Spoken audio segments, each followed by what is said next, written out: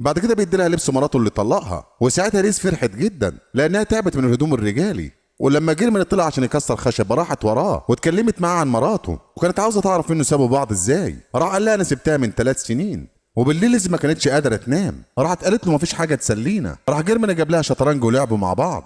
بعد كده بيطمن على رجليها، وقتها فرحت جدا لما قال لها رجلك بدات تتحسن. في المشهد التاني بنشوف اصحاب ليز اللي بيستغربوا ان ليز ما رجعتش لحد الان من سويسرا. وبالليل وهم قاعدين مع بعض بتعرف جيرماني انها دورت في الاوراق بتاعته وعرفت كل حاجه عنه، وعشان كده سالته ايه اللي خلاه ساب مهنه الطب. وقتها جيرماني كان مخنوق منها جدا ورفض ان هو يتكلم في الموضوع. بعد كده جيرماني طلب منها انها تساعده علشان يعملوا عشاء مع بعضيهم، وليز بدات تكلمه عن نفسها وعرفته ان هي واحده غنيه جدا وعايشه حياتها بالطول والعرض، والفلوس اخر حاجه تفكر فيها.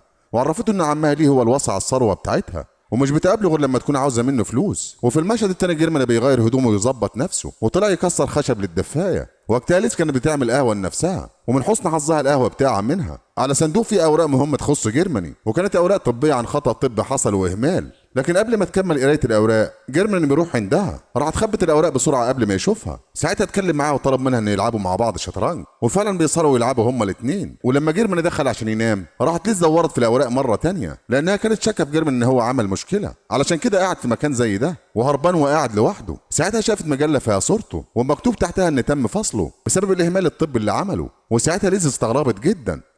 ويوم بعد يوم ليز اتعودت على المكان، وبنشوفها وهي رايحه تنشر الغسيل بتاعها، لكن وهي ماشيه بتكسر بيت الطيور بتاع جيرماني.